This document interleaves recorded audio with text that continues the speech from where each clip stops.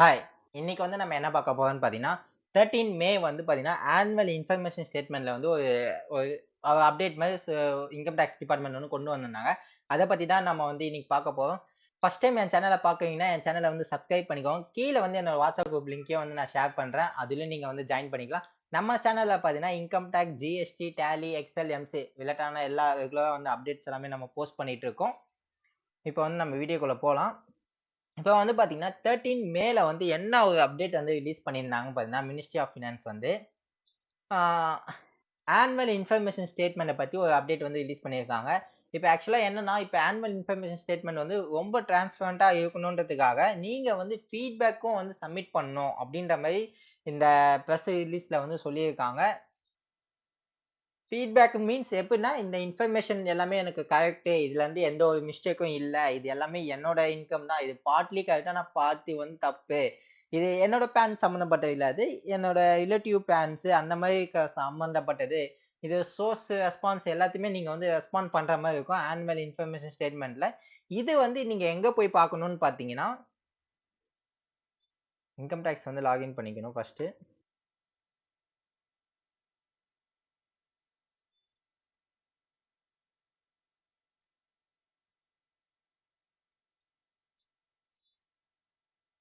நம்ம income tax வந்து login பண்ணிக்கலாம்.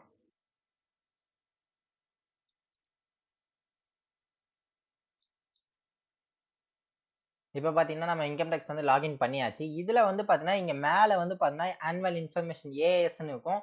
இத வந்து நீங்க ஒன்ஸ் கிளிக் பண்ணீங்கன்னா, உங்களுக்கு ஒரு ஆனுவல் இன்ஃபர்மேஷன் ஸ்டேட்மெண்ட்ன்ற பேஜ் வந்து உங்களுக்கு ஓப்பன் ஆகும். லோட் ஆகும். ஓகே, ஓப்பன் பண்ணி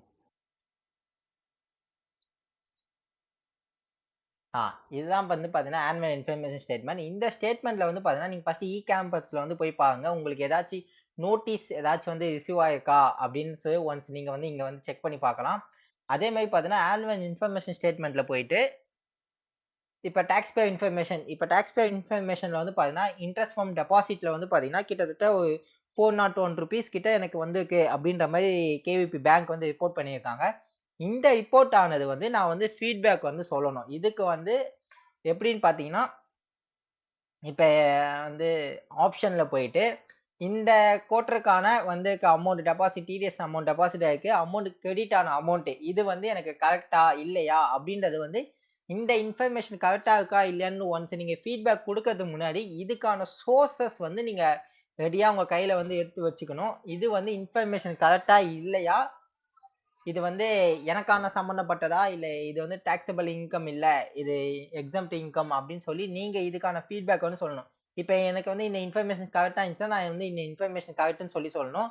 அப்படி இல்லன்னா, இன்ஃபர்மேஷன் வந்து ஃபுல்லி நாட் கரெக்ட்ன்னு சொல்லி சொல்லணும். அப்படி இல்லன்னா, இந்த இன்ஃபர்மேஷனே தப்பு அப்படின்ற மாரி நீங்க குடுத்துட்டீங்க, சப்மிட் பண்ணிட்டீங்கன்னா, இது ஆட்டோமேட்டிக்கா வந்து பார்த்தீங்கன்னா, இப்ப கேவிபி பேங்க்குக்கு வந்து நோட்டீஸ் வந்து அனுப்புவாங்க.